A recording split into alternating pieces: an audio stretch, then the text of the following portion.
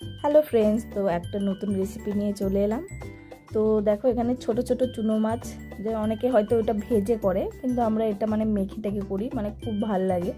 যেরকম কাঁচা পেঁয়াজ, একটু রসুন কুচি, কাঁচা লঙ্কা, টমেটো আর বেগুন থাকলে বেগুন, আর না হলে একটু আলু কুচি করে দিলেও মানে একটু দিয়ে মেখে করলে খুবই ভালো লাগে। আর যেরকম সর্ষের তেল, কাঁচা সর্ষের তেল, জিরে, হলুদ, নুন আর একটু গুঁড়ো লঙ্কা দিয়ে সব দিয়ে মাখিয়ে রেখে দেবো। তারপরে মানে আমার বোন খেতে চেয়েছিল, আজকে আমার বোন এসছে, তো আরও অনেক কিছু হয়েছিল। তো ও বলেছে মাছটা এরকম করে কর, অনেকদিন খাইনি।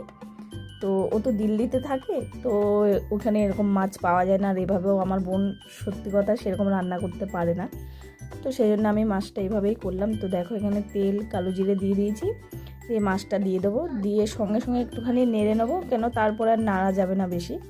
তো সঙ্গে সঙ্গে একটু নাড়িয়ে মানে একটু জলটা ছাড়বে, ওই জলটাকে একটুখানি সামান্য শুকিয়ে নিয়ে তারপরে আবার একটু জল দেবো, তাহলে মশলাটা একটু ভাজা ভাজা হয়ে যায়, তো খেতেও ভালো লাগে। তো ধনেপাতা ছিল না লাস্ট, তো এমনি একটুখানি কাঁচা লঙ্কা দিয়েই নামিয়ে নিয়েছিলাম। তো দেখো এখানে হয়ে গেছে, তারপর আমি একটু জল দিয়ে ঢাকা দিয়ে রেখে দেবো, তারপর নামিয়ে নেবো। তো বিকেলবেলা আবার আমার দাদা বৌদি সবাই এসেছিলো। বিকেলবেলাও আমাদের মানে টিফিনে আমার বোন বলেছে লোটে মাছের পকোড়া খাবে, তো সেই জন্য এখানে লোটে মাছের পকোড়া, আর যারা লোটে মাছের পকোড়া খাবে না তাদের জন্য পেঁয়াজি হয়েছিল, আর ধনেপাতা, কাঁচা তেঁতুল দিয়ে আর রসুন দিয়ে চাটনি হয়েছিল। সেই লেভেলের লাগছিল খেতে।